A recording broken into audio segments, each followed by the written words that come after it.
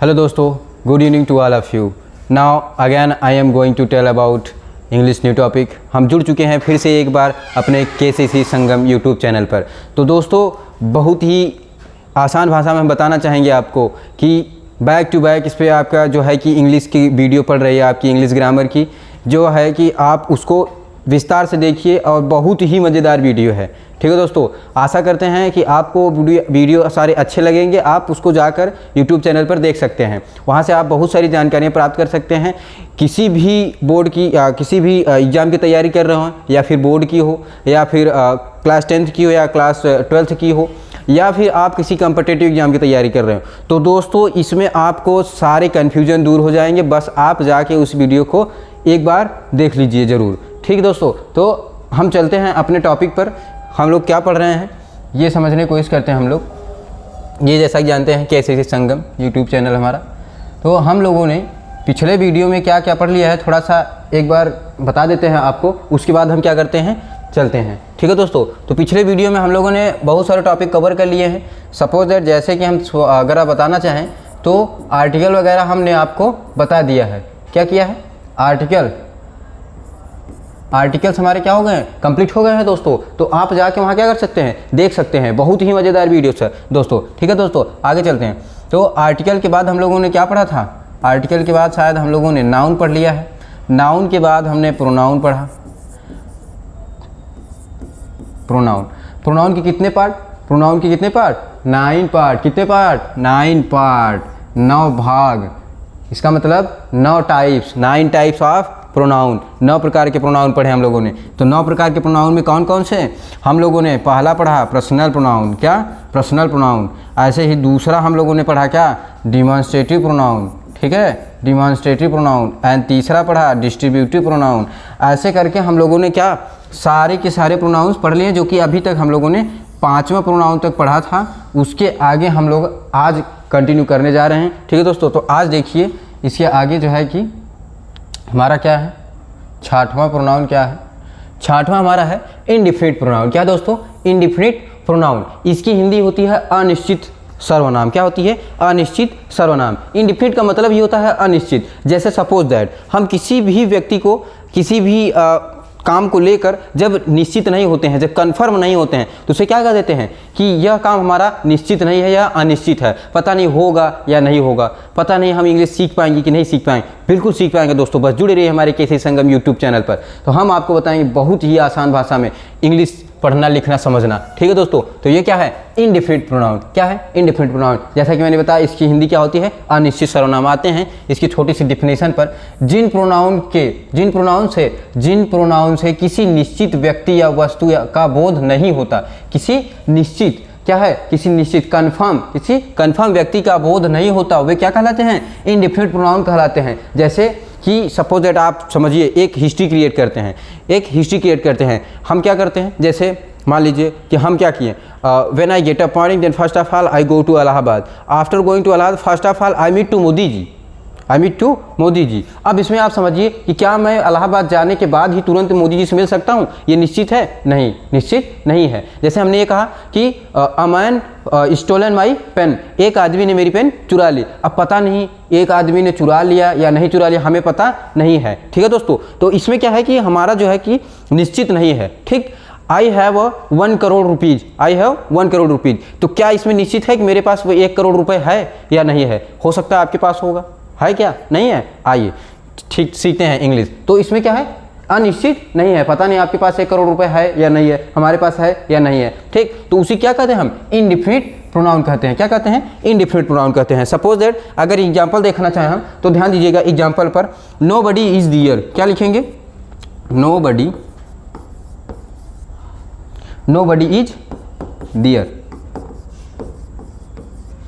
Is दियर।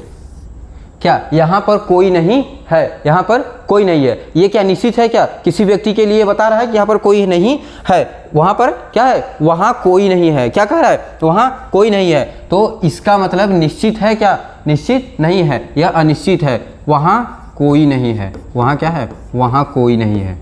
ये क्या हो गया हमारा? ये हो गया हमारा एग्जाम्पल। क्या हो गया? वहाँ कोई नहीं है। तो इसमें आप समझिए दोस्तों बहुत ही आसान भाषा में। समझिए क्या इसमें आपको लग रहा है, नोबडी इज़ देयर, वहाँ कोई नहीं है। अब हमें तो नहीं पता है, हमें नहीं पता है कि वहाँ कोई है या नहीं है, लेकिन हमने क्या कह दिया, वहाँ कोई नहीं है। इसका मतलब क्या, हम निश्चित नहीं हैं, हम कंफर्म नहीं हैं वहाँ के सिचुएशन को लेकर, वहाँ की सिचुएशन को लेकर कंफर्म नहीं है कि वहाँ क्या है, वहाँ कैसी स्थिति है, क्या वहाँ पर है कोई या कोई नहीं है। ठीक है दोस्तों, आगे जैसे कि अगर हम देखना चाहें तो someone is calling you, someone is calling you, someone is calling you, someone is calling you. अब इसका क्या हो जाएगा, कोई आपको बुला रहा है, क्या हो जाएगा, कोई आपको बुला रहा है। देखिए कोई आपको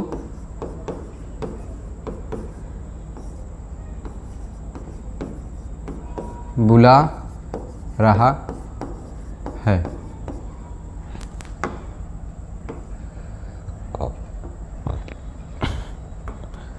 कोई आपको बुला रहा है। अब देखिए क्या इसमें कोई कंफर्म है, कंफर्म बात है क्या, इसमें कोई कंफर्म बात नहीं है। समवन इज कॉलिंग यू, कोई आपको बुला रहा है। अब कौन बुला रहा है, पता नहीं, मम्मी बुला रही है, पापा बुला रहे हैं, भाई बुला रहा है कि बहन बुला रही है, कौन बुला रहा है पता नहीं, कौन बुला रहा है पता नहीं, दादा बुला रहे हैं, दादी बुला रहे हैं, चाचा बुला रहे हैं, चाची बुला रही, फूफा बुला रहे हैं कि फूआ बुला रही है। समझने की कोशिश करिए, बहुत ही इंटरेस्टेड दोस्तों। तो नोबडी इज देयर, वहाँ कोई नहीं है, इसमें भी क्या है, कंफर्म नहीं है। समवन इज कॉलिंग यू, कोई आपको बुला रहा है, इसमें भी क्या है, कंफर्म नहीं है। तो क्या हो जाएगा, कोई आपको बुला रहा है, तो इसमें भी कंफर्म नहीं है, तो इसलिए क्या हो जाएंगे सब, नोबडी और ये समवन, ये सब क्या हो जाएंगे, इनडिफिनिट प्रोनाउंस हो जाएंगे। क्या हो जाएंगे, इनडिफिनिट प्रोनाउन।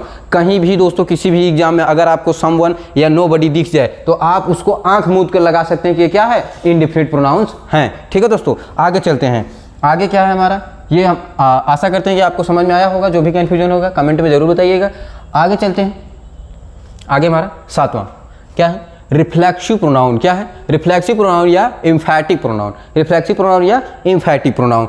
जैसा कि हम लोग जानते हैं रिफ्लेक्सिव प्रोनाउन या एम्फैटिक प्रोनाउन, इसके पिछले वाले वीडियो मैंने आपको एकदम जो है कि इसकी हिंदी बताई है। ठीक है दोस्तों, आगे चलते हैं। तो इसमें क्या है देखते हैं, इन दोनों को सेल्फ प्रोनाउन भी कहा जाता है। इन दोनों क्या कहते हैं, सेल्फ प्रोनाउन भी कहा जाता है। ठीक है, यह क्या है, वहाँ पर ध्यान दीजिए कि इन दोनों को सेल्फ प्रोनाउन भी कहा जाता है। यह क्या है, यह वह प्रोनाउन है जिससे प्रकट होता है कि कार्य का प्रभाव कर्ता पर ही पड़ता है। इन सब प्रोनाउन से क्या प्रकट होता है, इन सब प्रोनाउन से प्रकट होता है कि इनसे क्या है, इनसे जो है कि कर्ता का जो है, कर्ता पर ही कार्य का प्रभाव जो है, कार्य का प्रभाव कर्ता पर ही पड़ता है, अन्य व्यक्ति पर नहीं, अन्य व्यक्ति पर नहीं। ये पर्सनल प्रोनाउन में सेल्फ, ये पर्सनल प्रोनाउन में सेल्फ अथवा सेल्फ लगाने से बनते हैं। जैसा कि मैंने आपको पिछले वीडियो में बताया है, पर्सनल प्रोनाउन क्या होते हैं, पर्सनल प्रोनाउन क्या होते हैं, ही सी इट नेम, जो किसी व्यक्ति वस्तु स्थान, जो किसी व्यक्ति या वस्तु के लिए यूज किया जाए उसे क्या कहते हैं, पर्सनल प्रोनाउन कहते हैं। ठीक है दोस्तों,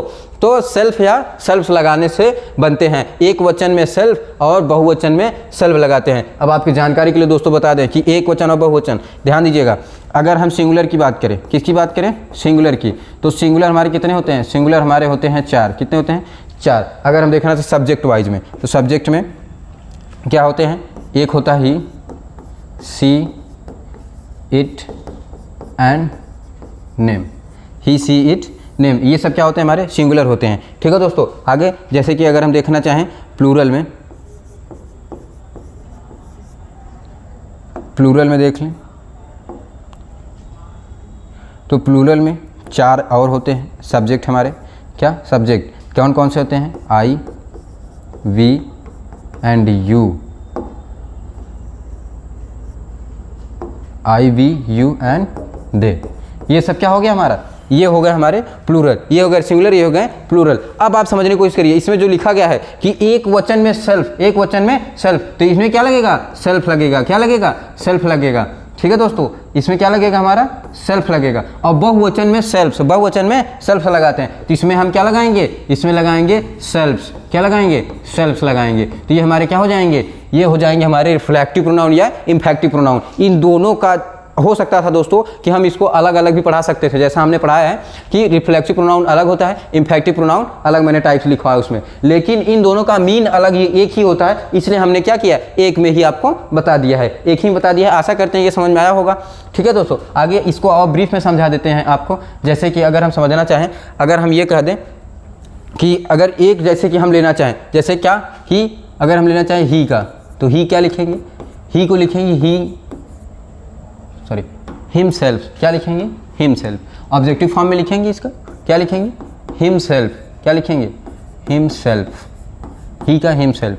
अगर सी का लिखें, सी क्या लिखेंगे तो हर सेल्फ, क्या, हर सेल्फ। ईट का लिखेंगे तो ईट सेल्फ, क्या, ईट सेल्फ, इट सेल्फ। नेम का अगर किसी का लिख दें, नेम जैसे कि राम श्याम जो भी हो, ठीक है, अगर लिखना चाहें तो जैसे अगर राम लिख दें तो इसमें हो जाएगा राम। अगर मैं अपनी बात करूं तो मेरा भी तो कोई नाम होगा, अब आपकी बात करूं आपका भी तो कोई नाम होगा, तो ठीक है, तो उसका क्या कर देंगे, जैसे अगर कर दें तो आई सेल्फ, क्या हो जाएगा, आई सेल्फ, राम सेल्फ से कर सकते हैं, ठीक है। तो यहाँ क्या लिख दें, जैसे कि आई मीन्स मैं, ये मेरी बात हो रही है, मेरी बात हो रही है कि नहीं, तो आपकी बात यू सेल्फ, ठीक है, तो क्या लगा देंगे, आई हमारा क्या है, आई हमारा एक प्रकार से अगर देखना चाहें इसे तो ये हमारा प्लूरल है।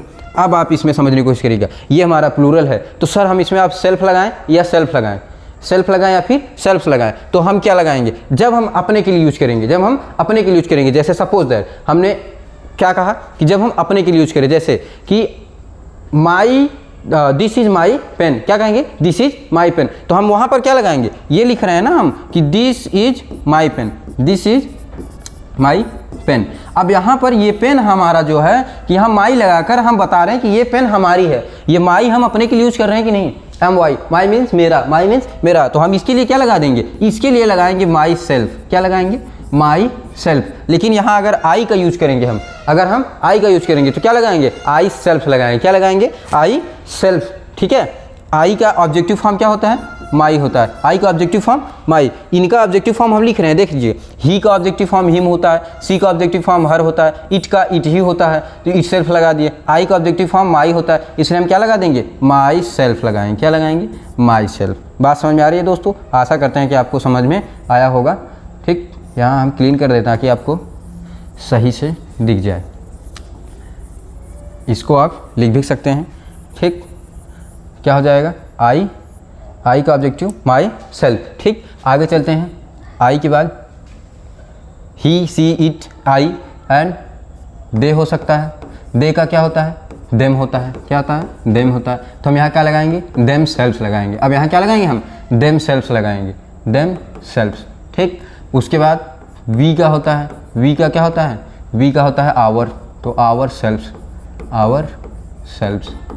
बात समझ में आ रही है दोस्तों, वी का क्या लगा देंगे हम, वी का आवर सेल्फ लगा देंगे। एंड यू मीन्स क्या, तुम, यू मीन्स तुम, यू का क्या होता है, योर सेल्फ, ठीक है, योर सेल्फ। अब ये हम क्या लगा रहे हैं, खुद के लिए भी लगा रहे हैं, तो इसके लिए क्या, यहाँ पर भी देखिए यू का ऑब्जेक्टिव फॉर्म यू ही होता है, यू का ऑब्जेक्टिव फॉर्म यू ही होता है, तो यहाँ पर थोड़ा कन्फ्यूजन होगा कि हम सर यू सेल्फ लगाएं या फिर यू सेल्फ लगाएं, यू सेल्फ या यू सेल्फ। तो दोस्तों आप दोनों लगा सकते हैं, ठीक है दोस्तों, दोनों सही हो सकता है, बस अंतर इतना रहेगा कि जहाँ पर आप खुद के लिए यूज करें, जहाँ पर आप खुद के लिए यूज करें, जैसे मैंने ये कहा कि आई कॉल टू यू, मैं आपको बुला रहा हूँ, मैं आपको बुला रहा हूँ, तो यहाँ क्या लगेगा, यहाँ पर लग जाएगा यू सेल्फ, क्या लगेगा, यू सेल्फ लगेगा। लेकिन अगर ये मैं ये कहूँ कि ही कॉल टू मी, या फिर ये मैं कहूँ जैसे कि यू सेल्फ का अगर हम एग्जाम्पल बनाना चाहें, यू सेल्फ का एग्जाम्पल एक जो है कि सही से हो सकता है क्या,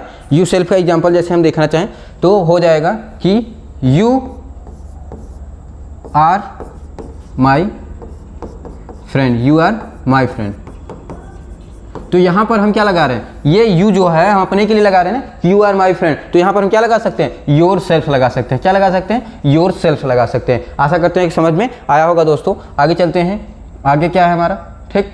तो यहाँ पर आप देखिए, लिख लीजिएगा इसको, ठीक है, आप इसको लिख सकते हैं, ठीक। इनके जो है कि ऑब्जेक्टिव फॉर्म एंड इसके सेल्फ और सेल्फ में डिफरेंस मैंने बता दिया आपको, ठीक। आगे चलते हैं, देखते हैं क्या है, ठीक। आगे हमारा है रेसिप्रोकल प्रोनाउन। आगे क्या है, रेसिप्रोकल प्रोनाउन। एक बार हम पिछला थोड़ा सा हमें लग रहा है कन्फ्यूजन होगा आपको, एक बार फिर समझा देते हैं।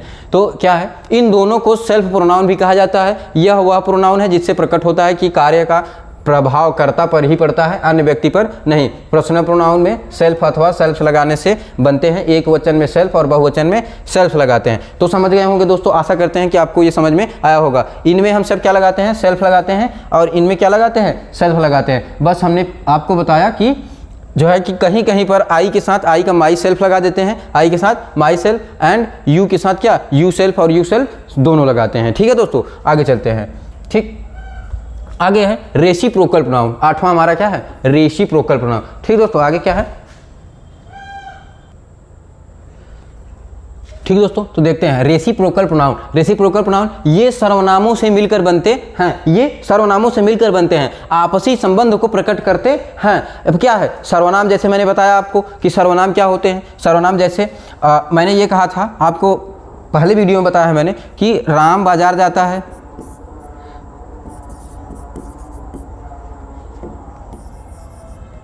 राम बाजार जाता है। सर्वनाम किसे कहते हैं दोस्तों, राम बाजार जाता है, राम खाना खाता है, राम फूल तोड़ता है, राम कमरा सजाता है। अब राम की जगह हम यूज क्या करेंगे, ही यूज कर देंगे। क्या यूज कर सकते हैं, ही यूज कर सकते हैं। तो वही ही हमारा क्या हो जाता था, ही हमारा वही क्या हो जाता है, प्रोनाउन हो जाता है। क्या हो जाता है, प्रोनाउन हो जाता है। तो उसी प्रोनाउन से क्या कर रहा है कि उसी प्रोनाउन जो है कि रेसिप्रोकल प्रोनाउन ये सर्वनामों से मिलकर बने होते हैं। सर्वनाम मतलब प्रोनाउन से मिलकर बने होते हैं, आपसी संबंध को प्रकट करते हैं। क्या करते हैं, आपसी संबंध को, जैसे कि एक दूसरे के संबंध को बताते हैं, हमारे और आपके संबंध को, आपके और किसी और के संबंध को। आप समझ गए होंगे किसी और का मतलब, ठीक, जो है कि क्या, आइए चलते हैं। ठीक है, तो रेसिप्रोकल प्रोनाउन का मतलब जो है कि संबंध को प्रकट करता हो। क्या करता हो, संबंध को। जैसे मैंने देखिए यहाँ पर ये होगी आपकी डिफिनीशन। ठीक, अरे ये क्या हो गया आपकी, ये छोटी सी डिफिनीशन हो गई। रेसिप्रोकल प्रोनाउन ये सर्वनामों से मिलकर बने होते हैं, आपसी संबंध को प्रकट करते हैं। ये कुल मिला के आप डिफिनीशन समझाने के लिए मैंने लिखा है, बाकी आप एकदम ब्रीफ में एग्जांपल से समझने की कोशिश करिएगा। ठीक, each other and one another, each other and one another. अगर हम एग्जांपल देखना चाहें तो एक एग्जांपल हम लेते हैं, क्या लिखते हैं, जैसे देखिए पहला एग्जांपल हम लिखते हैं, लिखिए जो है कि पहला एग्जांपल राम एंड श्याम। क्या लिखेंगे, Ram and Shyam, Ram and Shyam, Ram and Shyam, Ram and Shyam. अब ध्यान दीजिए आगे, Ram and Shyam each other, जो है कि Ram and Shyam, Ram and Shyam go to market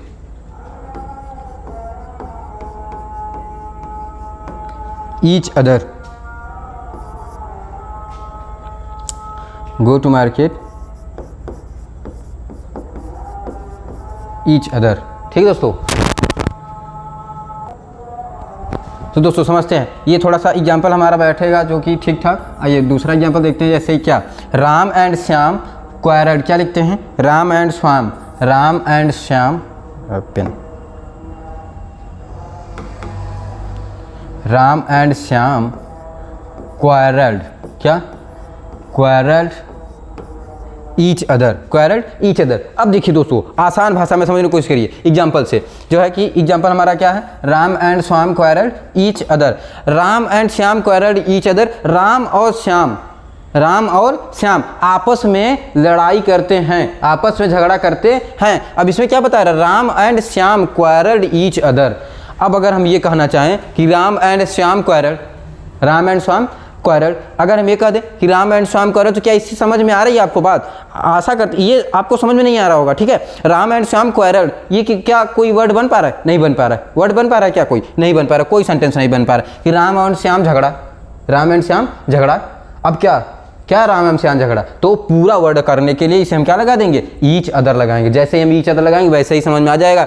Ram and Shyam quarrelled each other, Ram और श्याम आपस में झगड़ा करते हैं या फिर आपस में झगड़ा कर रहे हैं। ठीक है, तो ये हमारा क्या हो गया, ईच अदर क्या हो गया हमारा, रेसिप्रोकल प्रोनाउन। ये हमारा क्या बता रहा है, रेसिप्रोकल प्रोनाउन, संबंध को बता रहा है। किसे बता रहा है, संबंध को बता रहा है। तो ये हमारा क्या हो जाएगा, रेसिप्रोकल। आगे वन अनदर है, क्या है, वन अनदर। ठीक, इसको भी देख लेते हैं।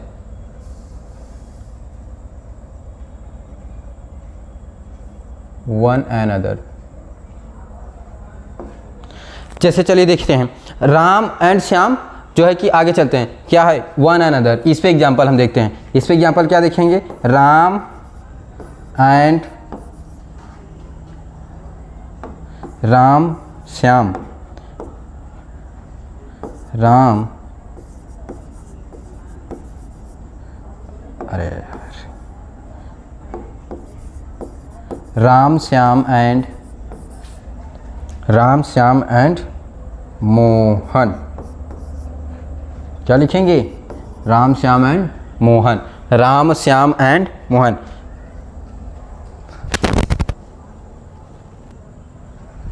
ठीक, Ram Shyam and Mohan, Ram Shyam and Mohan quarrel. क्या लिखेंगे, क्वारल, क्वारल